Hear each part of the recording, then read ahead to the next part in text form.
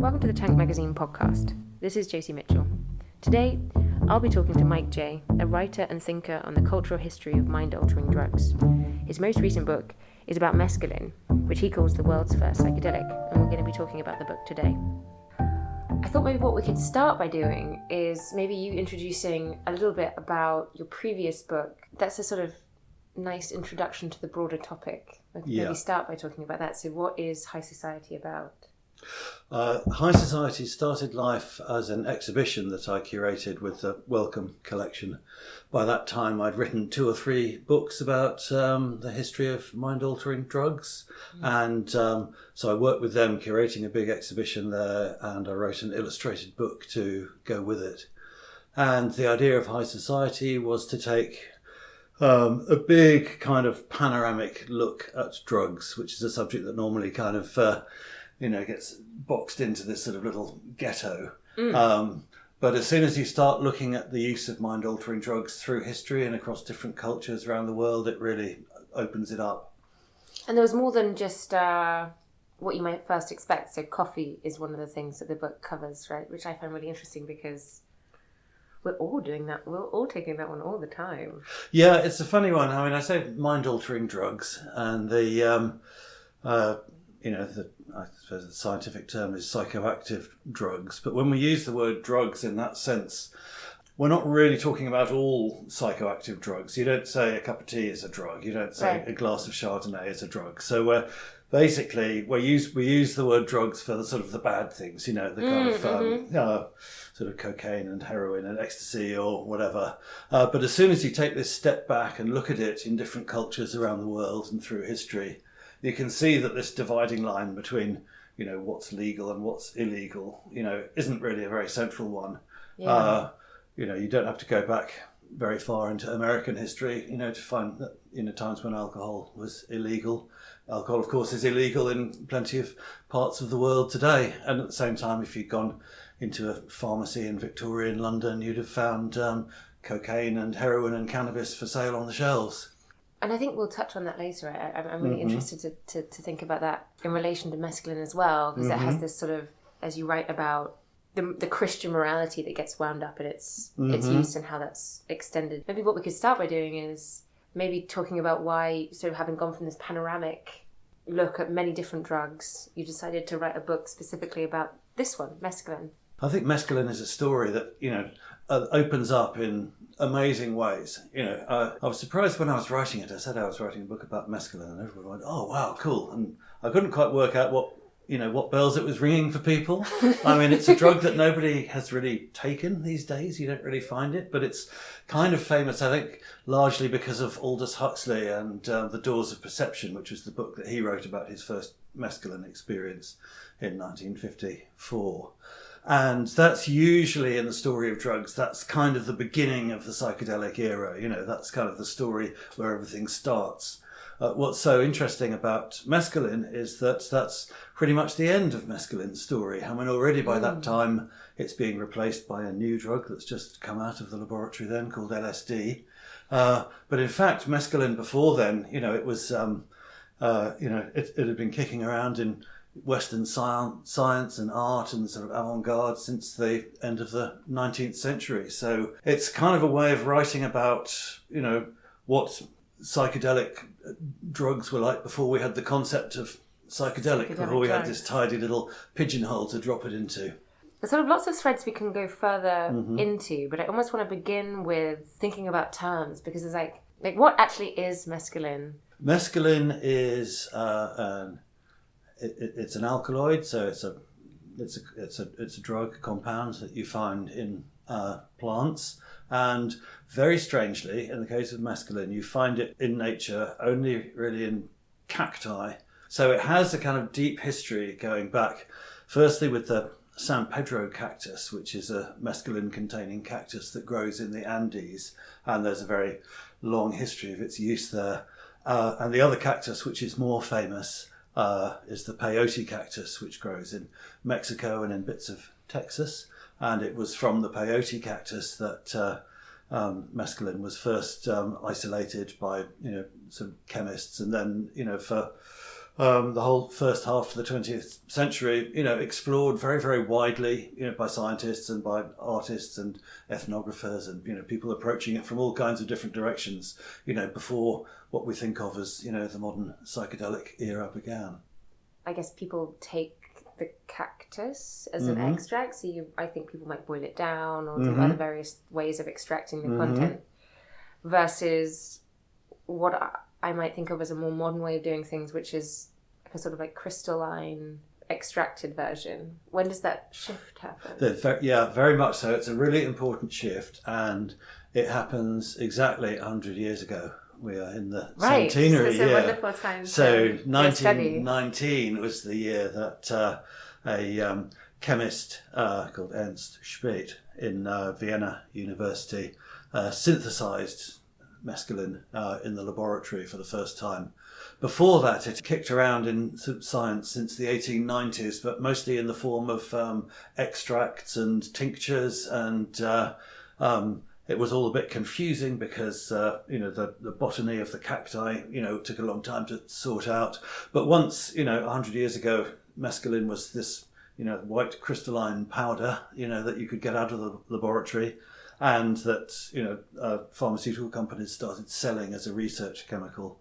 From that point on, things really changed. People have forgot that it used to be a cactus and that it had this whole kind of ancient sort of tradition of indigenous use. It just became another modern chemical. And at that time, of course, it was legal.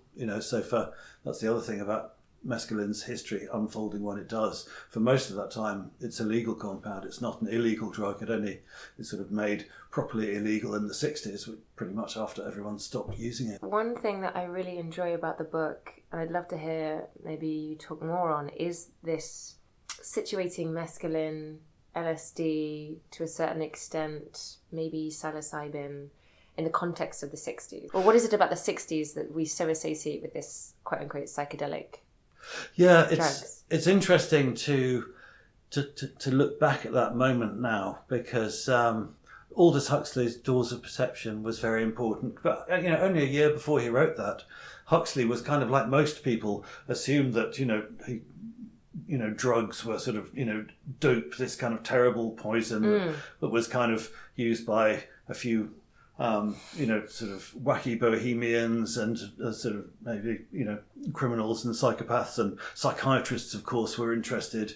But, before that, there wasn't this idea that, there might be some kind of meaningful experience to be got out of these drugs. And that, in Huxley's term, it's kind of, sort of a connection to the ultimate reality, that when you take these drugs, you see, the fundamental insight of all, religions and spiritual traditions. You see, the ultimate nature of things.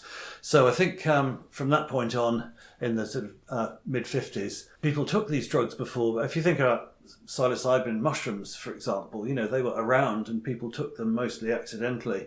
They're pretty much all the same. People eat them and they go, oh my God, I've eaten a mushroom that must be poisonous, and I think I'm going mad or I'm going to die, that's kind of how they perceive it. But then once you got the idea that, this mushroom actually takes you to this ancient sacred realm, the experience becomes completely different and something worth seeking out and exploring. One of the things I find most interesting about these histories and shared experiences of psychedelic substances and drugs is the knowledge and the loss of knowledge that sort of we go through in these cycles. So as you say, this is a really striking thing that you could have somebody partake of these things and have no knowledge of their past history. And I think that's probably still happening today. Even people that are maybe illegally taking certain kinds of psychedelic drugs are doing so almost in the dark. Yeah. In this really strange way. I mean, I think that certainly happened in the 60s. The idea took hold that people who were doing this were the first generation of people who'd ever done this, and people like Timothy Leary went, this is like a huge evolutionary leap, we're taking, the whole sort of human species on the next great stage of our journey.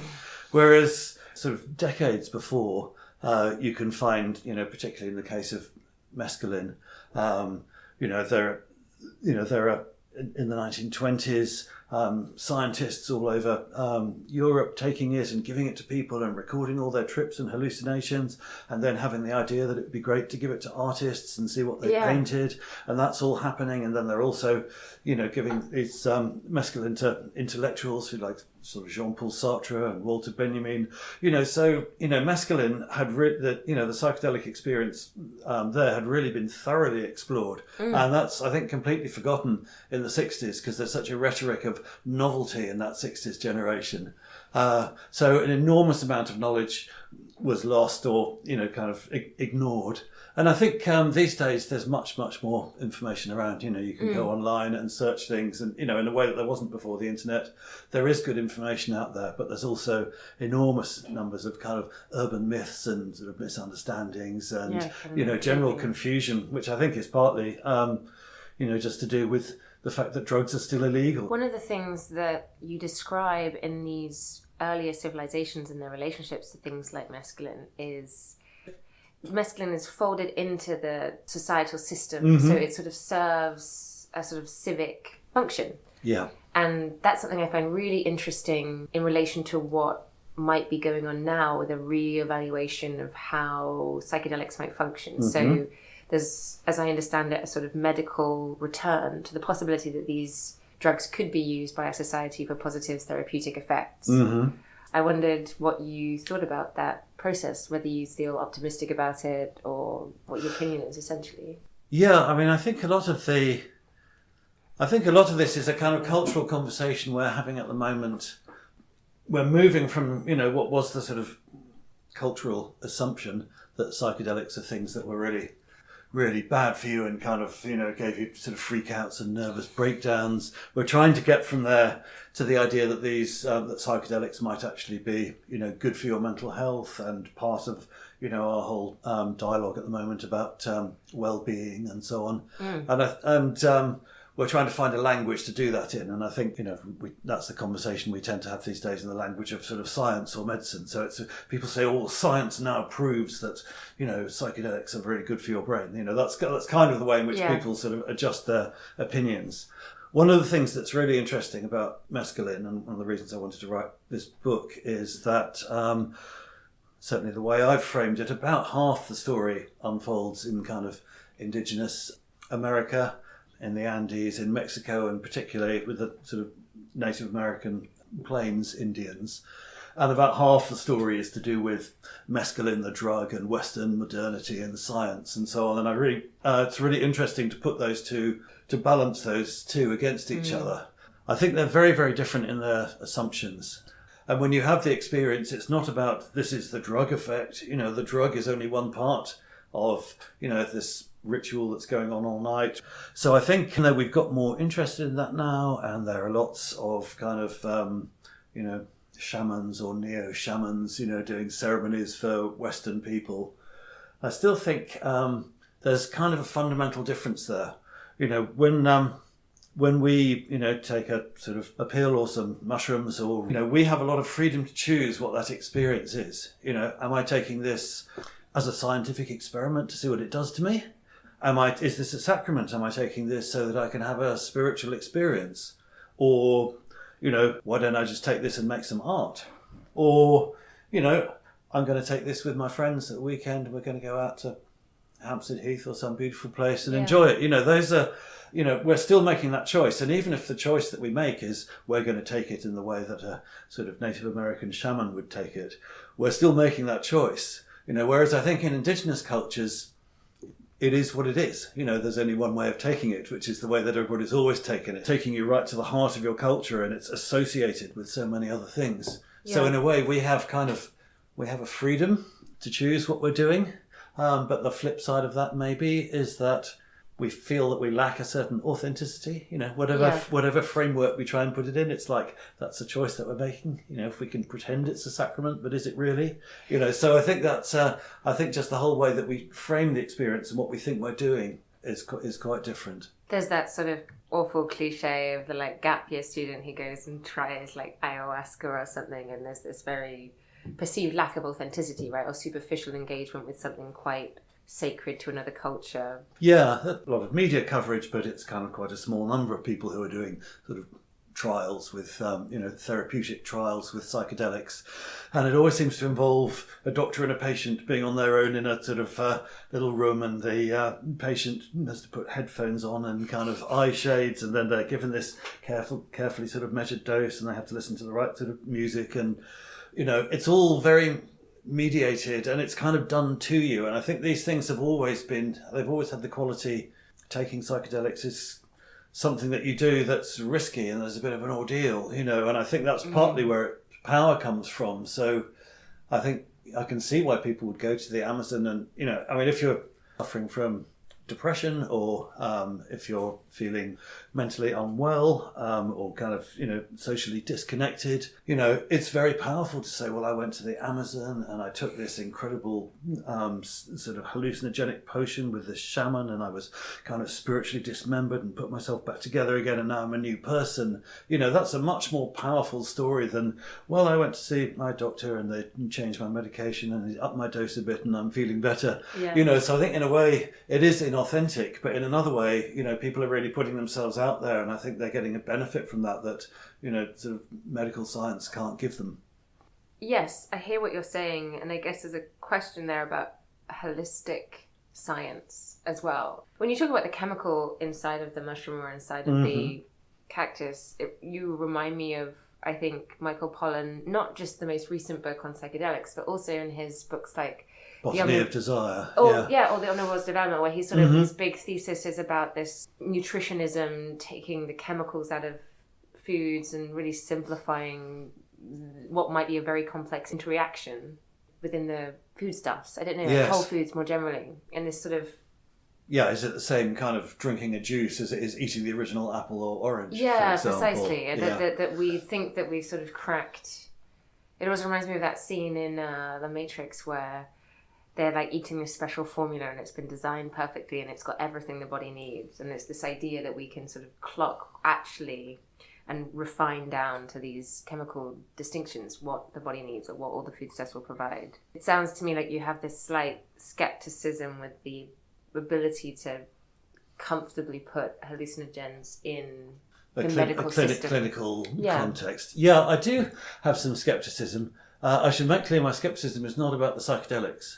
I think psychedelics can be powerfully transformational. I've seen, I've met many people who've had really turned their lives around with amazing psychedelic experiences. My skepticism, or my sort of my question, is about how well, clinical medicine can accommodate that. Because so much of that is, I think, not just about, the chemical, the molecule.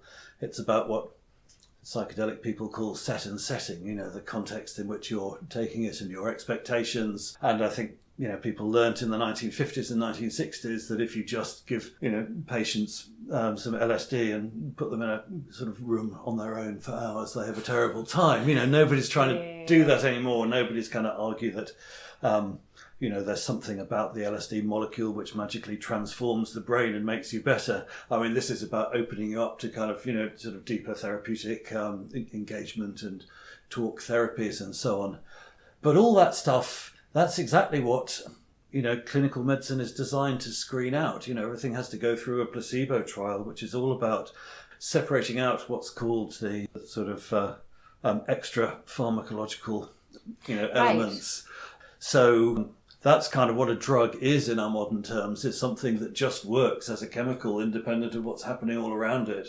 But it's the what's happening all around it with psychedelics that's where the therapeutic power is. This is a really interesting dilemma, right? Because I think it's also, as you identify in the book, these substances don't create the same effect each time. They're so different. So in each person, it's almost impossible to know what's quite going to happen because there's so many variables having an impact on how the drug is going to affect you. And that also seems like something that doesn't really fit very well with the medical establishment, because they sort of want to be able to say, like, this drug is not going to be a negative experience for you. You're going to have this set of experiences, and they're going to be helpful and positive. And that's right. And it's fascinating. I sort of track that back to the beginning, sort of 1890s, the very first kind of clinical trials with peyote. the very first person who takes it has this amazing ecstatic experience and kind of just rolls around for hours on bed going, oh, this is marvellous, and talking about his beautiful visions. Second person who takes it then becomes very suspicious of the doctors and thinks they're all trying to poison him and secretly laughing at him behind his back. The third person who takes it gets this weird sort of physical paralysis and can't move and gets very worried that he can't walk. And the fourth person to take it just gets into drumming on the table, for hours on end and going, well... Which are all believable responses, right? I can totally imagine. Yeah. Yes, exactly. But within the context of pharmacy, it's not, that's very, very unusual. I mean, even with other psychoactive drugs, it's like if you give somebody amphetamine, it's not like it makes some people sleepy and other people, if you give people a Valium, it's not like some people get really speedy, I mean, these drugs do what they do, and then psychedelics right from the very beginning have never quite done what they do. Which is why they're so mysterious. I mean, it is very remarkable. I feel like this is such a stupid thing to say, but how did they work? Is there a sort of do people understand what is going on in the brain when you take something like mescaline? Well, the limits you run into quite sort of soon are, the limits of our understanding of neuroscience. So yes, mescaline activates, what's called 5-HT receptors in the brain, but there are different subtypes of 5-HT receptors, and nobody's quite sure what the difference is between the different subtypes, and they're situated in different parts of the brain, and nobody quite knows what the difference is. So in broad brushstrokes, you can say yes, but before too long, you get into the mysteries of the brain. I think, maybe the best sort of model for thinking about it is that they just intensify subjectivity. I think the term that some people use is they're non-specific amplifiers. They make you very, very aware of your mental state. And if your mental state at that point is good, they're sort of they're ecstatic. Yeah. And if your mental state at that point, this is true of cannabis as well. If you're sitting at home in the evening, getting high, you can be having a lovely time. And then if you decide you need to go out to the garage at 2 a.m. to buy some chocolate, then suddenly you're out in a scary environment in the street, and it's the same experience, but it's gone from being wonderfully cozy and sort of relaxing and euphoric to precisely the opposite. So sort of dialing up the volume, essentially. I think so. Yeah. I think that's kind of the best way, and that's why I'm slightly suspicious of there have been various points through the sort of history of mescaline and psychedelics generally when people have tried to say it intrinsically does this or intrinsically does that, and I guess if we're sort of talking about a skepticism of this being used in the medical system, are you a proponent of making something like mescaline, for example, a legal thing for people to be able to access outside of, say, the NHS or equivalent? Yeah, I mean, I think it's kind of... for example, just because I think it's really surprising to read about, I'm trying to think what exactly the name is, but is it the Psychoactive Substances Act? It is, perhaps? yeah. And that's, the Psychoactive Substances Act, which was passed in 2016, which I'm always I'm just so surprised about. So that was 3 years ago. And that sort of made a lot of these drugs that were maybe Class C or something like that to Class A drugs. So they've been... their illegality has been really emphasised. Yeah, I mean, I think it's getting harder and harder to argue that making all these drugs illegal works. I mean, what would that mean to say it works? They're more prevalent than they ever have been in the past. They're sort of more easily available. Their price is lower, their purity is high. Every single indicator suggests that prohibiting them doesn't work. I think there have always been good arguments for making them legally regulated. Because that's what we tend to do in other contexts. If you think about risky behaviours and activities, it might be, rock climbing or horse riding or gambling or, all these other things. Yeah. We don't prohibit them because we know that prohibiting them drives them underground, so we regulate them. There are different forms of regulation that are already well established. Prescription by a GP is one, sale over a pharmacy counter is another, consumption on licensed premises is another. So I think if you look at everything that we, you don't have to invent some new system. If you just look at the way that we manage other risks in our society, then most drugs that are currently illegal could be, plugged into them at sort of one level or another. When you talk about this, it makes me think also about the interaction between substances like this and I guess the economic model of capitalism. Mm-hmm. I think that the arc that you sort of described from the 1890s to the present day is also an arc of, I guess, capitalism's development over the 20th century. And regulation has always been a delicate Mm-hmm. process with managing the economic model of capitalism. We're always fighting with how much regulation we have. I'm wondering whether how you feel capitalism has had a impact on the history of these drugs. Yeah, I think that's really insightful. And, I think a lot of the problem with the regulation of these drugs is that they're valuable, and in fact, prohibition makes them much, much, much more valuable. The markup on cocaine from, coca leaf in the Andes to here is just astronomical. I don't know, it's whatever, sort of 10 times what a Gucci bag is, or, anything you can think of. I mean, that was one of the things that was interesting about psilocybin mushrooms, is that they're free. That you can go and pick them if you live in areas where they grow. And there's a certain amount of research into psilocybin now going on. Psilocybin's being used in psychedelic therapy a lot. Partly it was selected because it sounds very sciencey, psilocybin. It doesn't really have a bad sort of street name like acid or ecstasy.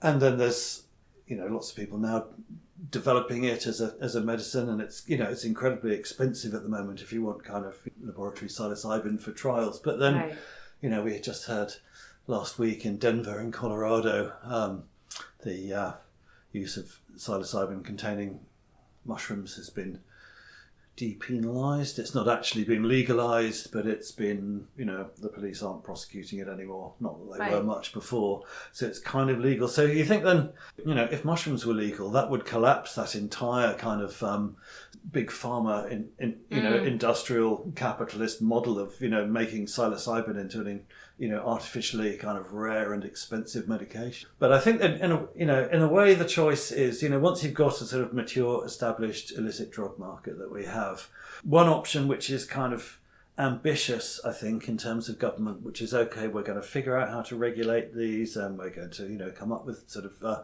whole regulatory system, and we're maybe going to, produce them under government control and sell them under government control.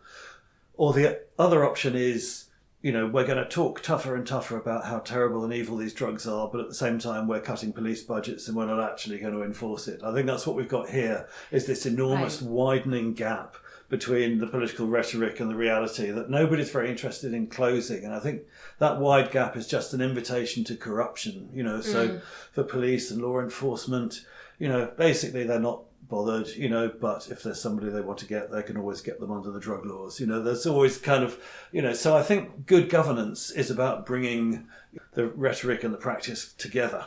And I think at the moment the option that we've got, which is the kind of, in a way, the soft, lazy option, is saying one thing and then then not following through. That's so interesting, and I think that is really well put. And that maybe brings us kind of quite nicely if we circle back round again, because I think one of the things we were going to talk about originally is this sort of relationship to the state's relationship to these drugs feels, I think you argue in the book, and I think convincingly, still influenced by what we might see as maybe like the Spanish conquistadors arriving in these countries and deeming these substances when they first come across them as immoral or even evil. To what extent are we required to unpick that association or even become aware of it if we are going to be able to, develop a new forward-looking approach? I think it's a sort of cultural transition that has to happen. People tend to take a very strong opinion on it. So if you think that drugs are wrong and all drugs are wrong and they're all evil, there's not really this appreciation maybe of, it's heroin and mescaline are just the same thing and they're going to have the same impact on everyone. Yeah, and I think we've had, since the 19th century, we've been on this sort of mission to separate out drugs into good and bad drugs, and even in terms of ancient medicine, that's a very kind of crude way of looking at it, sort of long before then, back in ancient Greece, people would say it's all about the dose, any drug at some doses can be very beneficial for some people for certain conditions, and at other doses, can be very harmful. So really we're talking about ourselves, there is no good drug and bad drug. I think, the only way to think about all these drugs really is they're kind of like prosthetics. They're a kind of technology. They're a sort of chemical technology. They extend our reach. So really, when we're talking about the good ones and the bad ones, we're talking about ourselves. It's about our relationship with drugs can be good or bad. I think that is really the striking story that you have with the history of this substance, is that it sort of is returned to in these almost artisan and amateur and individual ways, because it has this remarkable effect. Mm-hmm. And as you say, I think it's right to be suspicious of the attempts to sort of... To standardise it. To standardise it, exactly, yeah. Yeah, I think it's a difficult one to sort of fit on at the far end of the book. At the conclusion, I don't pontificate on it too much, but it strikes me that, strikes me in this case while I'm in a Native American peyote ceremony in Oklahoma, that, the peyote here just is what it is, and the whole culture has been built and shaped around it. And in the West, we found it much harder to do that. The whole history of mescaline in the West is, this would be great, as a psychiatric medicine, let's try that. Or this would, no, it would be great as a sort of, so it's something to give to artists. It would be great. Everybody's always trying to instrumentalize it, to, put it to use, to make it a drug that can do this or can do that, rather than, I think in indigenous cultures, it just is what it is, and it has its own personality, and it's something that you have a relationship with.